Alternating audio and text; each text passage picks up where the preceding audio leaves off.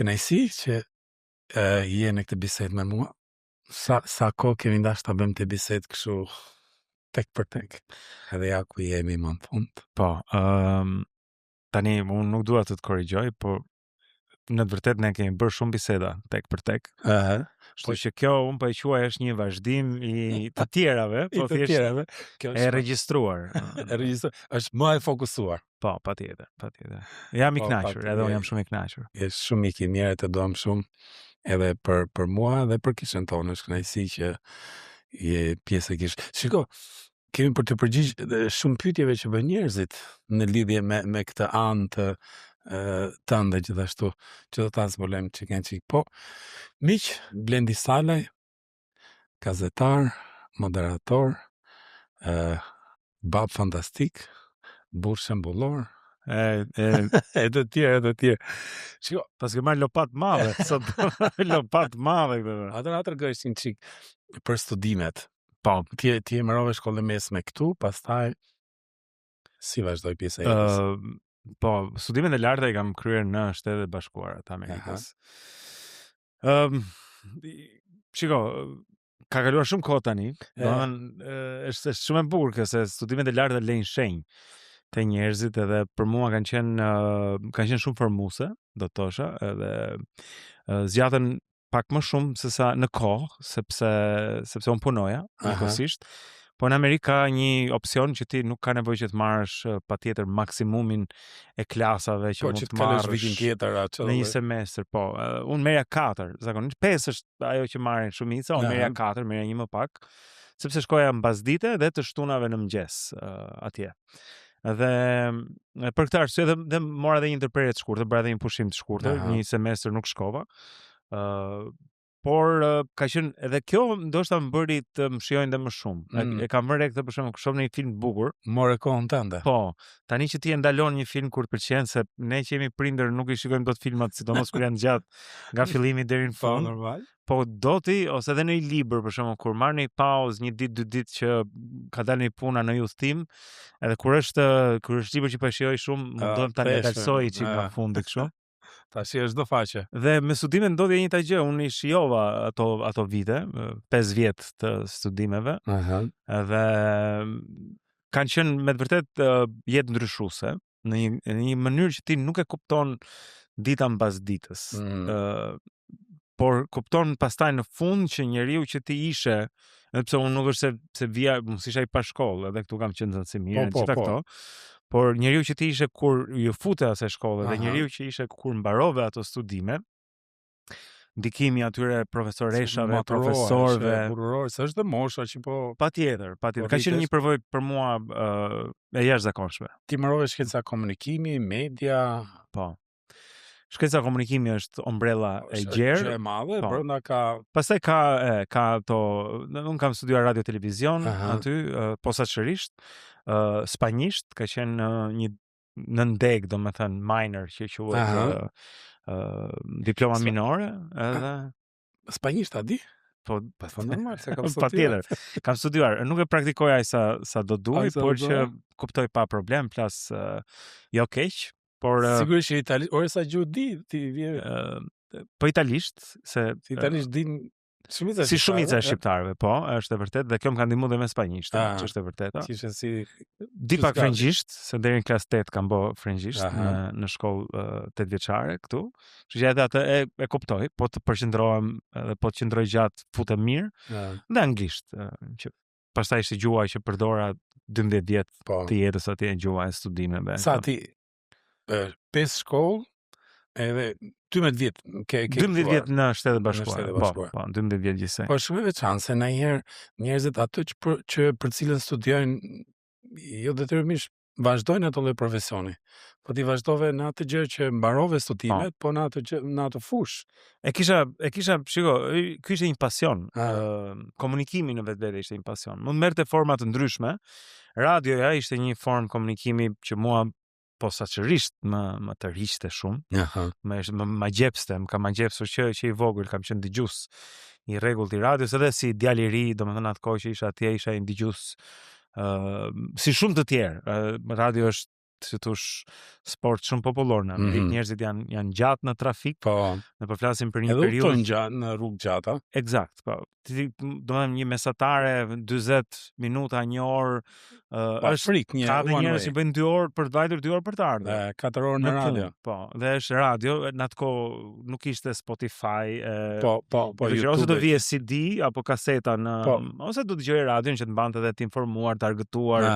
Është një medium e zhvilluar, kam qesh pafund, domethënë me programe mëngjesi aty që ata e kanë komedinë, e kanë pjesë shumë të rëndësishme të radios. Gjithmonë është dikush në ekip që është komik, mirëfilli komik, domethënë që edhe shkakton ato situatat, po edhe këta që janë komik, edhe unë mundohem me timen që të krijoj një batut, krijoj një buzëqeshje të paktën të dëgjuesit.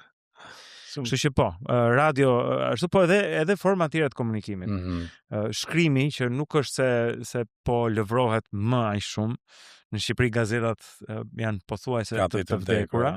Janë 3-4 portale, mendoj unë, të mira dhe mira portale, jo fort mira, që ekzistojnë. Shumë mira, ta më mirë edhe. Kur flas për profesionalizëm, për gazetari, për saktësi, për cilësi, seriozitet, domethënë, pastaj ka edhe shumë tjera. Kështu që jam marrë edhe me fjalën e shkruar, si thua, në kuptimin publicistik. Kam botuar 10 artikuj në gazeta kur unë jetoja andej. Kur jetoja andej si dëgoja. Si quaj blogu. Peshku pa ujë. Peshku pa ujë ka qenë. Ka qenë një blog interesant që e kemi mbajt për 10 vjet, mendoj. 10 vjet. Është akoma funksional. Unë nuk jam pjesë në kuptimin që nuk kam kohë që të merrem atë.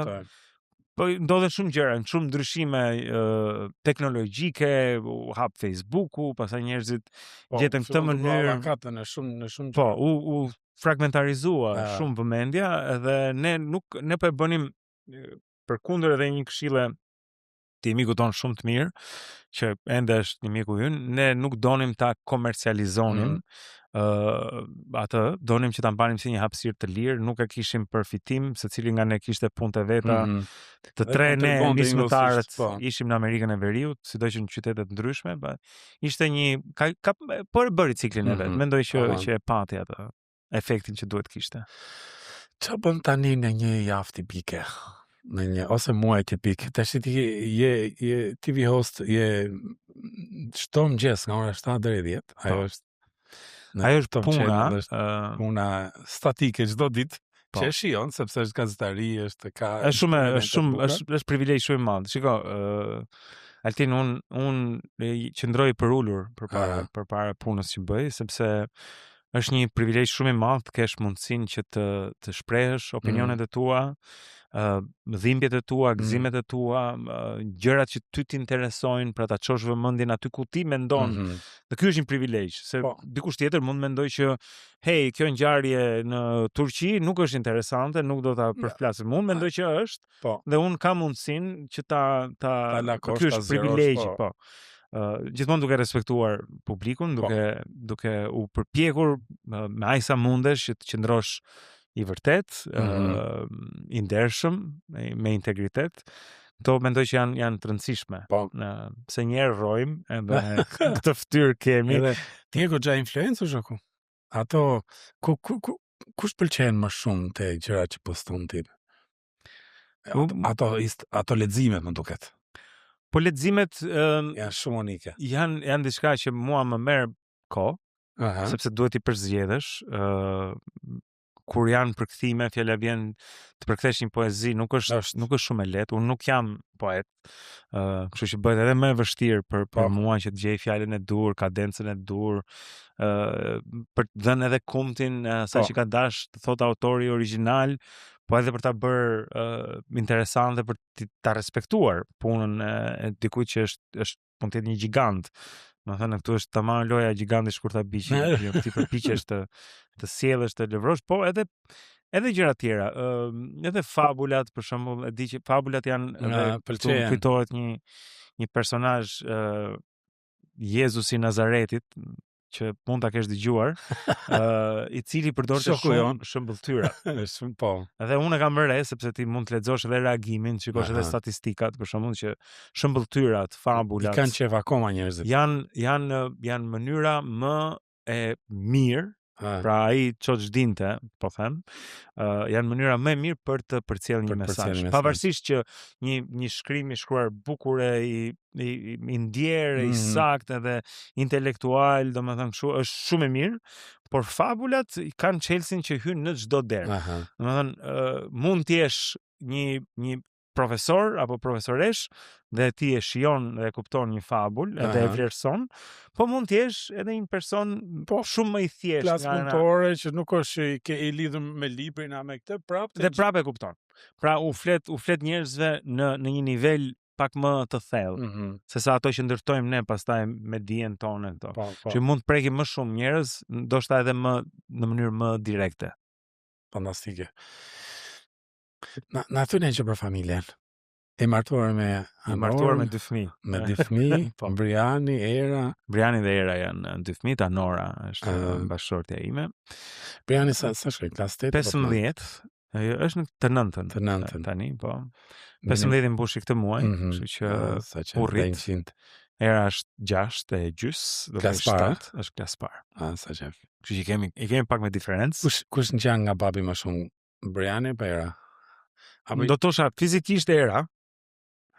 Fizikisht më ngjan goca më shumë, ai ngjan shumë tjemës.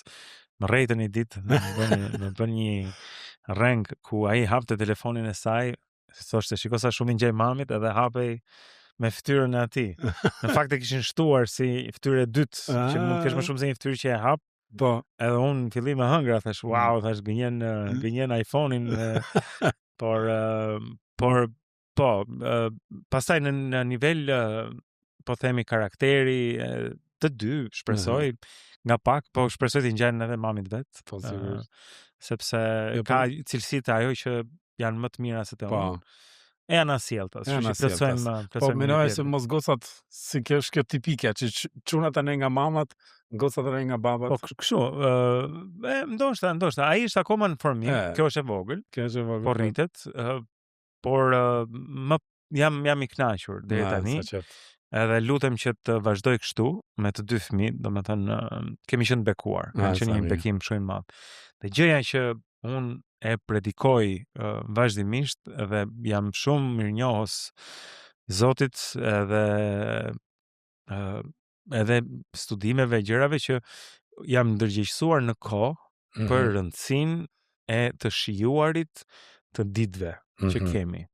Në lëre të nesërmen të shqetësohet për të nesërmen se ka hallat e veta, por sot sa jam të vegjël duhen shijuar, edhe unë e shijoj, domethënë edhe nuk ka qenë gjithmonë kështu, në kuptimin që para ca vitesh, sigurisht si gjithë tjerët, e kam shijuar momente ato gjëra, por nuk jam si thosh ulur ta mendoj ose të jem koshient në këtë gjën, po tani jam që çdo moment duhet shijuar. Sepse i shumë shpejt. Sot e ngrita hopa, se ne jemi parashënësor, edhe ajo nuk është më për të ngritë hopa tani. Është pak e rëndë, domethënë, por e ngrita se akoma më kërkon. Edhe atë po mendoja, thash do vi dita thash që le që s'do kërkoj, po. Por ato përqafimet bëhen pak më të shkurtra, më kupton, edhe gjërat e interesat e tyre ndryshojnë, kurse sa i ke që duan të rrinë me ty, që të shohin dritë syrit, ajo gëzimin që ka fëmia kur të shikon edhe gëzohet, kur hap derën goca ndonjëherë për shkak ajo çelë edhe shikon babin, është një lumturi shumë e madhe. Shumë. Ti përmende Zotin, Perëndia, kur ke dëgjuar për herë të parë për Krishtin, për Jezusin? Shumë kohë më parë tani.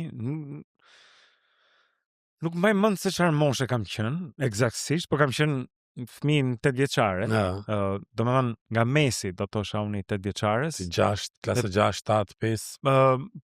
4, 5, po. Sepse do të bëjmë këtë llogari. Unë kam qenë 11 vjeç në 90-ën.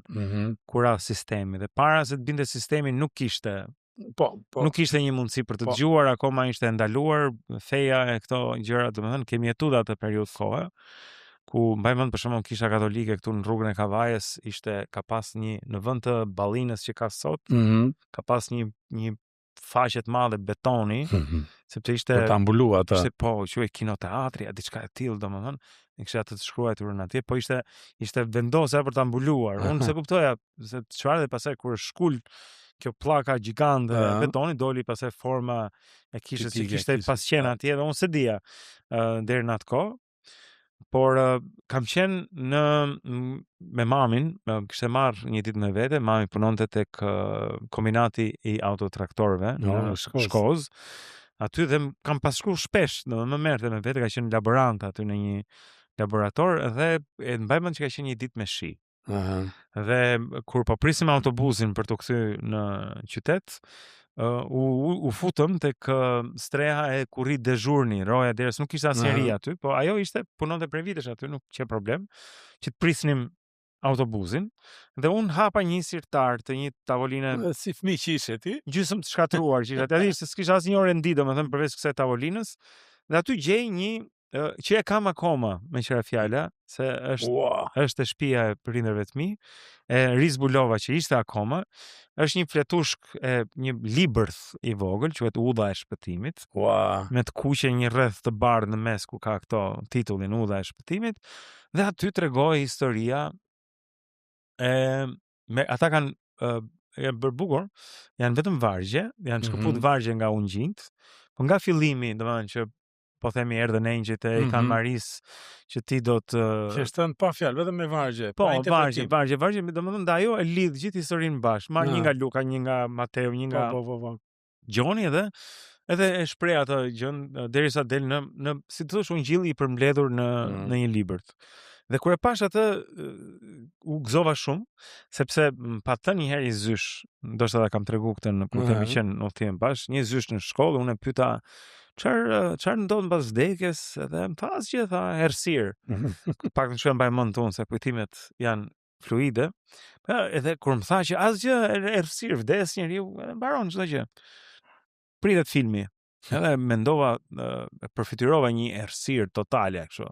Sigurisht duke rënë në hiç, domethënë në një errësirë të plot. Thash me veten, kjo nuk më ndenjë. Nuk më duhet ketë më shumë. Nuk duhet ketë më shumë. Ky është një fëmijë, unë jam një fëmijë në atë kohë që nuk di unë fare për Zotin. Nuk është fol në shtëpinë time, nuk bëheshin rite të fsheta, kupton nga sistemi apo kështu.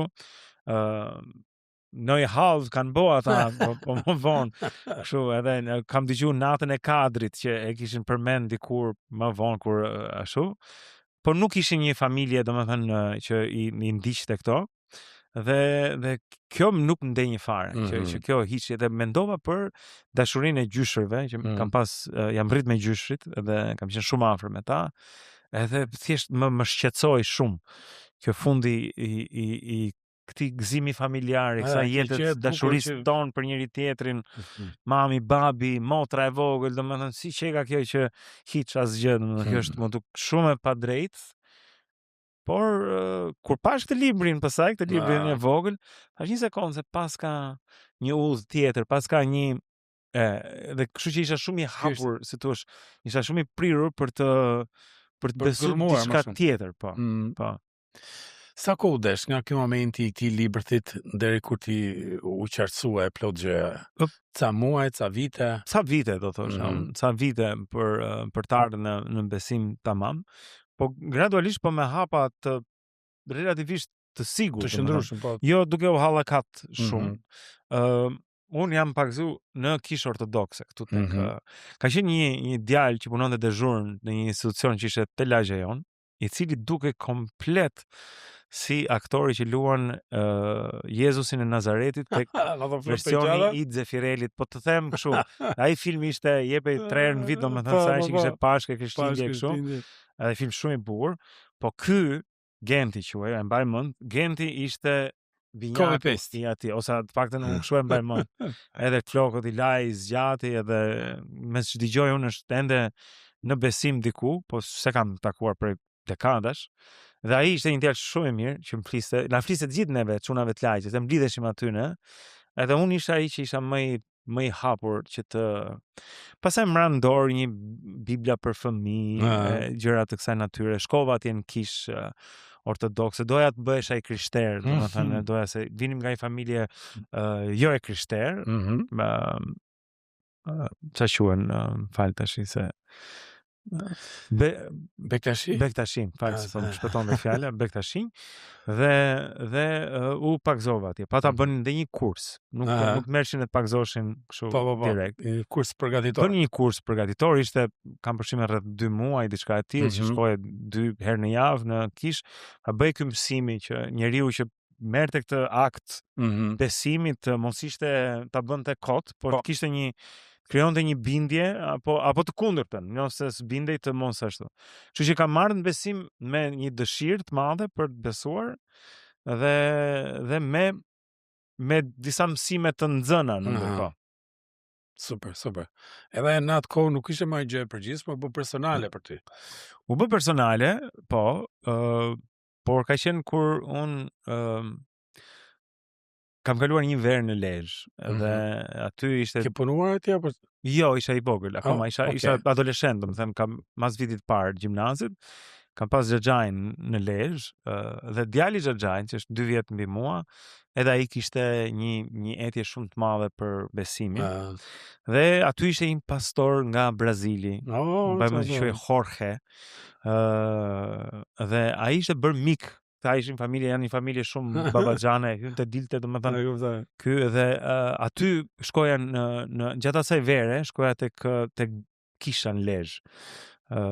Dhe ishte aty kuptova, ishte hera e parë që vjen një komunitet protestant, në mënyrë në fillim më duk habi e madhe që këta njerëzit këndojnë e ngrenë duart lart, edhe kjo haleluja që quhej atëherë, se ka pas në Shqipëri ka pas fushata Beni Hin, mbaj mend, kanë ardhur shumë shërus edhe tjera si këto, po aty kishte domethënë ta dëgjoja atë të predikonte, fliste mirë.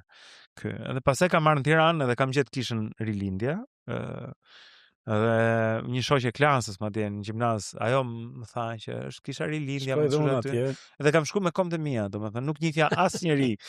Aty vetëm më tha Lorena, këta njerëz i mbaj mend se kam taku, janë njerëz vetëm në kujtesën time. Edhe më tha Lorena, tha është filan vend atë estrada këtu, shkova. Edhe derisa i kanë Amerikë, pastaj që rreth 4 vjet shkoja rregullisht, isha pjesë e kishës Rilindja dhe kemi kaluar shumë mirë, kam bërë shumë shok, shumë shoqe, shumë motra, shumë vëllezër, domethënë me cilët akoma dhe sot un kam marrëdhënie, me disa prej tyre kam marrëdhënie shumë të mirë, shumë ngushtë. Po, patjetër, po. Kemi pas një grup të jashtëzakonshëm aty. Ne ishim dhe cool, domethënë më në fund u bëra edhe un cool bashkë me ata, por po, sepse nuk ishin domethënë kështu të rinj, si thua, peshkop, apo të bullizuar, apo të domethënë libra iniciatorë, po ishin çuna që binin super, që dinin të vinin kitarave, domethënë gjysma e shkollës baletit vinte atje, më ishin njerëz që kishin edhe këtë frymën moderne, domethënë, por bashkë me këtë edhe besimin që vinte dora dorës. Po, ka qenë, tani që e kujton në retrospekt, ka qenë një periudhë e bukur e jetës. Super. Pyetje me spec. Si e jeton besimin në një kështu, aty ku jetash në media, kur në media jo gjithmonë jetojnë vlerat biblike, ose jo gjithmonë duken cool vlerat biblike? Po shiko, unë mendoj që në media ka vend për gjithë, edhe nevojë madje, jo vetëm vend. Mua nuk më ka ndodhur për shkakun që të persekutohem në ndonjë mënyrë për besimin tim. Jo, sepse unë besoj edhe tek ajo, ke parasysh ndarjen e kishës nga shteti, që është, unë mendoj që ajo është një gjë shumë e mirë. Është e mirë jo vetëm për shtetin, por është e mirë edhe për kishën. Po. Sepse institucionin e vet. Patjetër, po. Domethënë këtë e mendoj sepse nëse kisha do imponohej, si pjesë e shtetit, ti duhet të vendosësh kryqin mbi çdo zyrë, apo të bësh kryqin kur hyn e kur del, apo atëherë ajo është një besim i vdekur, nëse ti do ta forcosh mbi të tjerë, domethënë që ta zbatojnë. Besimi është një zgjedhje. Dhe unë e respektoj, unë kam shumë miq musliman, që i du shumë edhe shkojmë shumë mirë. Kam miq Bektashi, ndjes që s'merdi fjala çfarë, se i vi nga një familje vetë Bektashi, kështu që. Por të çdo besim, në publiku, është ajo feja shqiptarit është shqiptaria. Në kuptimin që kur unë jam duke bërë median, unë respektoj ty si pastori një kishe dhe mirëpres, po edhe një imam, edhe një individ që mund të jetë ateist apo budist apo nuk ka rëndësi. Sepse mendoj që një shprehje e duhur e besimit, paktën kjo është çfarë unë mendoj dhe besoj, është që ti t'i pranosh të gjithë. Edhe ti t'jesh aty për të gjithë pa i diskriminuar. Një krishter që diskriminon, e thot se do shot Jezusi po deshet vetëm njëri tjetrin, domethënë çu pa pastaj, edhe të ligjt të bën gjithë, edhe të ligjt i duan të ligjt edhe, kështu që unë e shikoj atë si një mision që shkon përtej se çfarë besoj unë në zemrën time, unë dal aty për ta shpreh këtë besim në një formë që u shkon gjithëve, pavarësisht se çfarë besojnë ata në shtëpitë veta. E kuptoj. Po mirë, a ke pas ndonjë rast që të ka kushtuar për shkak se ke marrë ato vlerat e tua të krishtere, ndoshta kur ishe në shkollë, ndoshta kur ishe në Amerikë apo në punërat e mëparshme apo që shiko, unë e quaj veten, nuk di të t'jap një përgjigje konkrete. Nuk e kam pas atë medalje deri, po, sepse e di vargun, po, lum juve, kur persekutoheni për emrin tim, por patjetër që në zgjedhjet që njeriu bën vazhdimisht, bën zgjedhje të ndërgjegjshme mbi atë çfarë është morali vet, karakteri vet, dhe ka ca gjëra për shembull që unë nuk i bëj. Unë mund të kisha shumë followers nëse unë do bëhet ca kompromise, do provokoja njerëzit dhe do merresha me ca gjëra që i quaj unë të pa krishtera, po e quajmë apo po që mund të rreqin vëmendje në këtë po. Patjetër. Nuk kam dash asnjëherë për shembull që të shfrytëzoj Big Brotherin. Se kam thënë njëherë këtë, po unë nuk kam postu asnjëherë asgjë në lidhje me Big Brotherin për të përfituar influencën e tyre nga Big Brotheri. Po. E kam bën si rregull, nuk do gjesh as story, as reels, as gjëra që i referohen Big Brotherit, jo se unë e shoh siç e shohin të tjerë, as më shumë as më pak, por më zhdukur sikur nëse se shumë njerëz e bëjnë këtë gjë, edhe marrin klikime, dalin e komentojnë live kur fillojnë reklamat, po sepse ajo është një mënyrë për të rrequr vëmendjen e për të shtuar fitime që unë nuk e bëj me koshiencë, sepse them që ata njerëz që vinë tek unë, tek rrjetet sociale, le të vinë për mua, jo se pastaj kur të marroj Big Brother si dallga, vini. Edhe nuk dua ta fus veten në një qertu ku të bëj gjëra që nuk më përfaqësojnë dhe nuk janë të mia, duket si një vjedhje e vogël, si një lloj parazitizmi kur e shfrytëzon ashtu. Për qëllime po të këqija, se ka njerëz që e bëjnë. Është një miku jon i përbashkët, një pastor që e komenton her pas here, nuk kam ndërmend atë lloj, sa ai merr një temë dhe e shfrytëzon për të dhënë një mesazh shumë të bukur, për të pëlqyer çfarë është duke bërë atje. Po. Nuk e di ke parë ato videot. Jo, kam parë disa. Janë, është një mënyrë shumë e mirë ajo. Një muhabet që kemi bërë ne, unë ti, Indriti edhe Eno, çuna ju përshëndesim nëse na shikoni. Si do duke një burr i fortë, jo si pas media sociale që promovon, si pas Biblës. Një burr me rrë, me shumë rrë. Po, mendoj që një burr i fortë ka e para fillon nga karakteri, forca e karakterit. E dyta nga butësia që ka një burr. Para se ka shumë rrë. Po, është i butë. Po, të qenit i vrazhd apo i ashpër, apo i thartë, apo nuk të shton rreth. Jo, një burri mendoj unë nuk i shkojnë llafet e tepërta, mendoj. E bukur. Nuk i shkojnë thashë themet, nuk i shkojnë intrigat, nuk i shkojnë dhuna, diskutim, domethënë që aq më pak ndaj një gruaje apo ndaj një fëmije, ndaj një të pambrojturin. Burrit e këtë kam theksuar nuk i shkon as arma në dorë për të qenë i fortë. Domethënë forca e një burri është kur ndihmon të moshuarit. Kjo buta është forca. Po, të moshuarit, fëmijët, të smurët. Ta 3 kategori. Do të tregosh gur. Bëhet forcë për dikë që s'ka forcë. Dilu zot atyre që kanë nevojë për mbrojtje. Këta janë 3 kategoritë, ata që janë të moshuar, ata që janë të smur, ata që janë të vegjël. Nëse u del për zot këtyre, ajo është një lloj burrnie. Pastaj që të fryesh me pistoleta në xhep, me thika, me biçake, me këto gjërat e tjera, mua më duket që ajo nuk është burrni, ajo është madje është kompensim për burrni të munguar.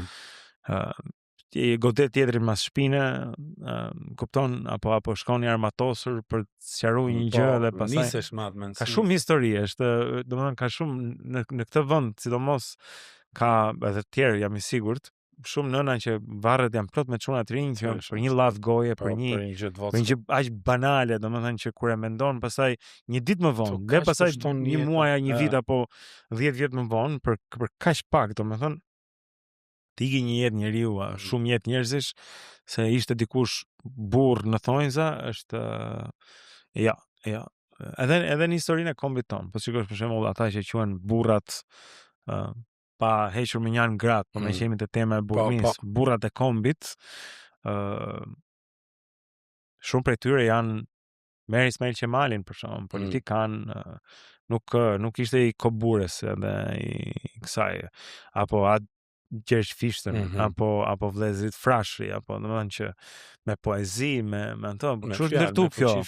Me fuqinë e fjalës është ndërtu ky kom, kjo vetdije kombëtare nga njerëz që ishin të mençur që shkruanin, jo gjuanin. Si ja bën?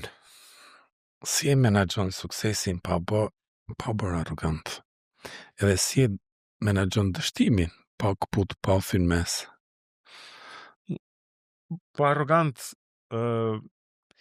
tash i kur mos thuaj kur, se krenaria është një ngjarje për shumë me kokë të vogël, domethënë, po në moment që thua e kam se ke. Eksakt, po ajo fake humble.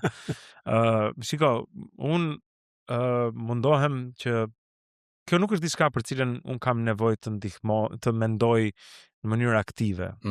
Them kujdes këtu, kujdes atje. Sepse në formimin tim, domethënë personalitetit tim, vjen kjo që nga koha e rinisë dhe besimit, i kam parë njerëzit apo i shoh njerëzit si të barabartë para Zotit. Po, si me vlerë. Të gjithë njerëzit janë me vlerë. Qoftë dikush që merret me pastrimin e zyrave, qoftë dikush që merret me drejtimin e zyrave. Nuk ka rëndësi. Mua më duket e shëmtuar që ti të bësh lajka një udhëheqësi edhe të shkelmosh një njeri. Karakteri duket, është ajo shpreha tek si trajton ata që nuk kanë gjë në dorë. Se ata që të kanë në dorë i trajton mirë. Edhe unë, patjetër, se domethënë siç janë gjërat. Janë rrethanat. Por testi i vërtet është tek si trajton atë personin që s'mund të bëj asgjë për ty. Nuk mund të ndihmoj statusin tonë. Po. Kështu që më ndihmon kjo që të mos më rriten veshët. Jemi të gjithë vdekatar, jemi të gjithë të përkohshëm. Sa më shumë thellohesh pastaj kupton që nuk, domethënë uni nuk duhet as të ekzistojë, është një krijim. Dhe i shpërndar pastaj në shumë njerëz, po është një shprehje kam përshtypjen budiste që pyeta si duhet i trajtoj të tjerët. Dhe thotë të tjerët nuk ekzistojnë. Pra ne i përkasim njëri tjetrit. Edhe ne dhe të tjerët, jemi bashkë. Tani kjo është më shumë e ndjeshme se sa e konceptueshme, por që mendoj që me dashuri, me butësi, me durim, nuk është gjithmonë e lehtë. Ka njerëz që nuk janë të mirë. Janë të vështirë. Po janë ata që janë. Edhe ti, domethënë, run atë gjëra që ti mund të kontrollosh. Ato që ti ke në kontroll. Çfarë do thoje pak për dështimin? Se që nuk shkon nga fitore në fitore, do donim. Patjetër, po. Po ndonjëherë ka nuk ecin gjërat. Jo, dështimi është pjesë shumë e nevojshme, mendoj. Të dështosh. Është një shprehje shumë e bukur, po se mbaj mend eksakt, po e perifrazoj pak që suksesi është të shkosh nga dështimi në dështim pa e humbur entuziazmin. Duket është Churchill, po s'jam 100%. Pra nga dështimi në dështim pa e humbur entuziazmin. Dhe në dështim ne mësojmë shumë gjëra, edhe s'ka problem. Por aq sa ti provon, edhe nuk rri pasiv, më mirë të provosh edhe të dështosh sesa mos provosh fare. Mendoj, kjo është e rëndësishme. Kështu që edhe kur dështoj ngrihesh, e shkund plurin, edhe provo prap. Por e madhe. Se egoja duhet i bën mirë dhe egos të dështosh. Është ajo fabula e gomarit, e ke parasysh atë? Hyri gomari ishte i ngarkuar me krip, me kaloi projën u rrëzua. Edhe shkriu gjysma e kripës. Edhe u çu gomari, u gëzu shumë, dhe tha, sa bukur, dhe iku pesha. Dhe vazhdoi. Nesmen e kishte marrë prap ngarkuar fshatari, po tani thasët ishin me lesh. E u shtri prap vet në ujë gomari, se tha do ta lehtësoj. Se radhe u rëndua. Se kujtoj që pati fat një herë dhe hypi veten që ta jam shumë i mençëm, e kuptoj ta stilin. Por kështu që po, duhet të mësosh edhe nga dështimet. Çfarë bën kur has kritika, sulme? Kritika edhe kjo, se ti je person publik, je patjetër. Njerëzit ka njerëz. Kam punu me veten, sa më shumë kohë kalon, aq më kollaj e kam që të përballem me kritikat. Kritikat është paradoks, ne të gjithë themi që duam të përmirësohemi. Duam të përmirësohemi. Si ideale, po momentin kur na lçohen, po na kritikuan, pastaj direkt kemi një lloj kundër sulm. Po, nuk e kemi kollaj me pranu kritikën. Është e çuditshme, por është një pjesë e natyrës njerëzore. Dikur e kam vujt më shumë në një kritikë, si ma tha, pse ma tha, se mos po të kishin drejt, domethënë sepse dishte, kurse tani mendoj që kam akoma shumë rrugë për të bërë, është se marrova punë me këtë, por që e kam më kollaj ta përballoj një kritik, edhe ta pranoj një kritik, edhe të them që po, gabova. Ja futa kot, dhe Zoti di sa herë ja kam fut kot. Kështu që si çdo njeri, kështu që po, është më rehat. E di është më rehat se me u mundu me ngjajt i përkryer, i përsosur, i pagabushëm që si jemi asnjëri, unë jo. Kështu që kur një kritik vjen edhe nga një panjor, po më të mira janë ato kritika që bëhen me dashuri. Kritikat ndërtuese. Se ajo është vërtetë me dashuri. Po, nëse mund të jap një këshill kritikëve, jo të mirë atyre që kritikojnë të tjerët, kritikoni me dashuri, kritikoni me lezet, domethënë për ta ndërtuar tjetrin, dhe kritika juaj do ketë efekt. Ose sulmoje tjetrin, shaje, bastardoje, denigroje, degeneroje, dhe kritika e tyre nuk ka për të depërtuar fare. Jo. Rikoshet. Nuk ta pranon dot, ashtu. Dy libra që kanë ndikuar shumë jetën tënde, ti je dashurues i librit, edhe çdo muaj diskutojmë për një libër të edhe dy persona që kanë ndikuar jetën, po dy librat në fillim, dy libra që ti zgjedhësh, se ti e do shumë librin, e zgjedh sa libra ke lexuar. Ka shumë libra, varet tash se ka libra për shembull që janë libra, fjala vjen Dale Carnegie, si të bësh miq edhe të ndikosh njerëzit, është një libër jashtëzakonshëm. Të mëson mbi natyrën njerëzore, një klasik, domethënë kështu. Po të futesh pastaj tek letërsia. Letërsia është një çelës i mrekullueshëm. Patjetër Vllezërit Karamazov, për shembull, është një kryevepër botërore, edhe Tolstoi më pëlqen, Lufta dhe Paqja, Ana Karenina, edhe Gogoli, këta rusët janë kështu. Pastaj po futet tek francezët, kam pasi periudhë Sartre, më ka pëlqyer shumë, kam lexuar Sartrin, Albert Camus, nga amerikanët Philip Roth, për shembull, George Saunders, që është akoma aktiv, është artist shumë i mirë. A do ta bësh një pyetje më të vështirë atëherë? Po shkoj me pushime, edhe në valizë ka vënë vetëm për 2 libra. Kindle. Kindle me pushime, kështu që se mund të bë me hile, po. 2 njerëzit tash. 2 njerëzit që kanë ndikuar më shumë jetën tënde. 2 njerëzit, nëna ime, ime më, që unë nuk e kam më mamin, edhe më mungon. Këtë muaj ishte përvjetori vdekjes së saj, edhe është një mungesë e madhe, humbja e një njeriu, pse ajo ka dash shumë. Si çdo nën do fëmijët e vet, domethënë nuk asgjë që nënat nuk e kuptojnë. Po kemi pas një lidhje shumë ngushtë. Ka qenë një person për cilën unë jam shumë krenar.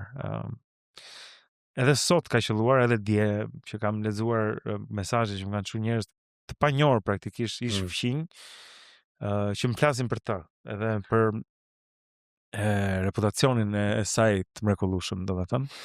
Jam shumë krenar që njerëzit nuk e njohin, ajo s'ka qenë një grua e famshme apo personazh, kështu, po ka qenë e famshme për mua, po edhe ka pas shumë respekt nga njerëzit dhe shumë dashuri. Sa qet. Edhe e vuajtur ka qenë, nuk ka pas as pak jetë lehtë, ka shrit jetime. Por ndoshta edhe për të arsye mua më ka dhënë shumë dashuri. E mendoj që ka shumë prej saj në mua, nga rritja me të. Pastaj personi dytë, do të thosha që gruaja tjetër me cilën unë kam kaluar më shumë vite është bashkëshortja ime. Edhe ajo më ka mësuar shumë gjëra. Por është një shoqëri e ngushtë, një miqësi, një dashuri që rritet, po ndryshon sepse ka filluar si një gjë rinore, siç nis, domethënë ajo njohja e parë këto gjëra dhe fatmirësisht ajo shkëndi akoma është aty. Po nga ana tjetër edhe gjërat që kemi ndërtuar bashkë, jeta që kemi ndërtuar bashkë, fëmijët e këto, unë nuk kam kaluar më shumë kohë me një grua sesa me gruan time, hiç mamin, domethënë, kështu që këto të dyja. Këtu po, këta dy persona po lë. Çfarë disipline ke në jetën tënde që të mand të qëndrueshëm, por nuk e shef njëri? Janë gjëra që i bën vetëm ti me veten tënde. Edhe të ndihmojnë shumë. Mëngjesi, unë çohem më herët se ç'kam nevojë të çohem. Po ti shkon në punë herët, sa herët zgjohesh? Shiko, fati im është që unë e kam punën 3 minuta larg. Me biçikletë. Okay. 8 minuta në këmbë, edhe 3 minuta me biçikletë. Jam shumë e fat. Dhe unë gjithsesi i jap vetes rreth 45 minuta deri në 1 orë kohë. Para se të dal nga shtëpia. Ku shtëpia është e qetë, jam vetëm unë zgjuar, ndodh që bashkëshortja mund të çohet kur ka ca gjëra për të bërë, por kryesisht jam unë vetëm. Dhe kam një kohë personale. Këtë jap edhe si këshill, e kam dhënë të kaluar pa dash ta përsëris që nuk e nis ditën me telefon. Nuk e hap telefonin para se të jem fare, i zgjuar se ke prek telefonin. Fillimisht hap kam shënimet e mia, kam një kohë personale, qoftë një lutje, qoftë një lexim, qoftë një meditim, mbaj ca shënime, shkruaj diçka nga e djeshmja, nga e sotmja, çapo pres që të ndodhi, shkruaj që dua të kem një ditë të qetë. Kërkoj paqe mendore, paqe në profesion, paqe në çdo gjë. Edhe kjo është, domethënë nuk e hap telefonin, duhet të kenë kaluar të paktën 30 minuta nga momenti që unë jam çuar para se unë të hap, më duhet, edhe pastaj për puna, për gjëra, por është shumë e nevojshme që ti të jesh me mente tuja, se thosh bukur. Me mente tuja. Me mente tuja. Se po e hape Antina, hap atë, është ti bësh kazan plenash për gjithë gjërat që kanë hedhur gjatë natës, njerëzit që postojnë vazhdimisht, dhe domethënë pastaj dita nuk i ndryshon ditës, nuk i është bëhet një rutinë vdekjeprurse që çdo gjë është njësoj, hap del kjo. Unë mendoj që ky është problemi më i madh i kohës që ne jetojmë, që ne nuk jemi të pranishëm në jetën tonë, domethënë nuk jemi aty, jemi duke pa se çfarë bëjnë tjerët, çfarë ashtu, dhe po ikin ditët tona.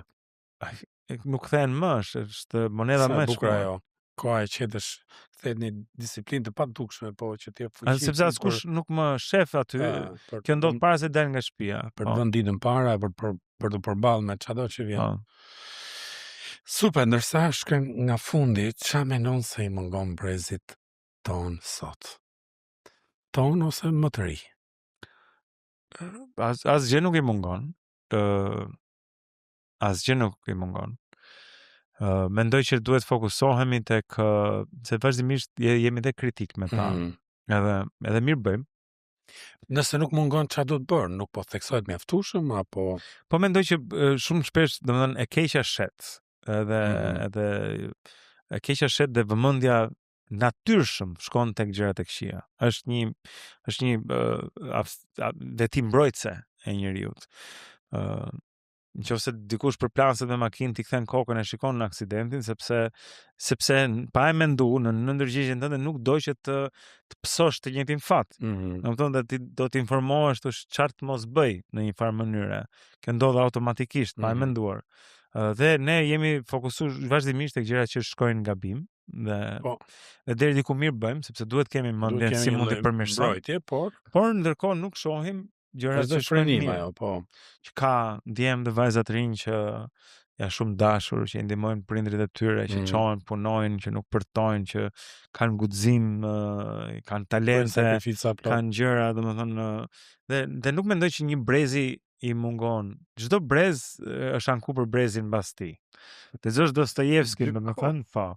Se në kohën e Dostojevskit thuheshin të njëjtat gjëra, ky brez i ri që nuk lexon, që nuk ka iden, që nuk e di se sa e vështirë është jeta në kohën tonë, ne çfarë bëni. Kështu që mendoj që edhe ky brez është i pajisur me shumë talente, shumë dhunti, janë ndryshe nga tona deri diku. E duhet jenë. S'kan se si të mos jenë. Lëvizin me kohën. Po duhet fokusohemi tek mënyra se si mundet ne t'i ndihmojmë që ndoshta të evitojnë disa nga gabimet tona, të çelim një shteg, të hapim, po edhe te kjo, jo të bërit gjërave gati, të bërit të gjërave të bëjmë demela. Po. Të përpiqemi. Duhet të hapim një shteg, po të ecim krah me ta, jo ti marrim kalepiç, domethënë për ti nxjerr matan.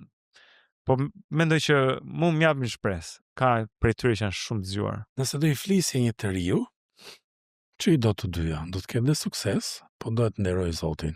Çfarë këshille do jepje? Ndero Zotin. Ne suksesi vjen. Suksesi vjen. Suksesi, sikundër dhe lumturia, nuk është një gjë që kërkohet. Është një gjë që gjehet, po jo kërkohet. Nëse ti do të nisesh të kërkosh suksesin, edhe gjen dhe se gjen. Se gjen është sigurt, nuk e gjen. Sepse po kërkon një gjë që është si mundohesh të kapësh mjegullën. Domethënë ta shtrëngosh në duar. Suksesi duhet të jetë efekt ansor i pasioneve, i përkushtimit, i punës. E do vi.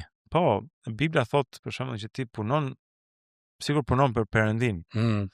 Pra, në një farë mënyrë, ai mision që u bëj atje, unë nuk mendoj sikur e bëj për pronarët në kuptimin, po e bëj për Perëndin, pra e bëj me shumë dashuri. Po. Kjo është oferta ime, kjo është puna ime dhe ne jemi bërë për të punuar. Pra jemi të krijuar për pasion me. Po, folja e parë në Bibël është krijoj. Perëndia krijoi. Dhe mendoj që krijimi, të krijuarit e gjërave është shumë thellë në natyrën njerëzore. Po, është në ADN-n tonë. Dhe ti do të krijosh gjëra dhe ti bësh gjërat me dashuri. Unë kur shkoj atje, shkoj me dashuri, nuk shkoj me pahir. Domethënë që se erdha tash po punoj për, e kupton, edhe njëra dhe tjetra. Po shkon dhe bën me pasion, me dashuri, me respekt për të gjithë që janë atje, se ata përfaqësojnë Perëndin në një farë mënyre, jo Perëndin në kuptimin e pushtetit, po Perëndin në kuptimin të bërë imazhin e tij. E të bërit diçkaje si për Zotin, po me dashuri, me respekt. Edhe ky është publiku, ky është dëgjuesi, ky është kushdo. Për këtë punoj unë. Sa gjap. Një fjalë fundit. Çfarë do i thojë dëgjuesve? Ndiqni programin. Çdo mëngjes në anën të premtes, Instagram @dedisala që është ajo. Kështu jo, por le të na lëni një koment, le të na thonë çfarë mendojmë, si mund bëjmë më mirë, si mund ndihmojmë më shumë. Është kjo. Ne presim feedback. Po. Këto për reagimet janë shumë të mira. Shumë faleminderit për kohën, për inkurajimin, për fjalët e tuaja, edhe sigur që do motivosh shumë të tjerë me këtë që ke thënë. Faleminderit. Ishte kënaqësi.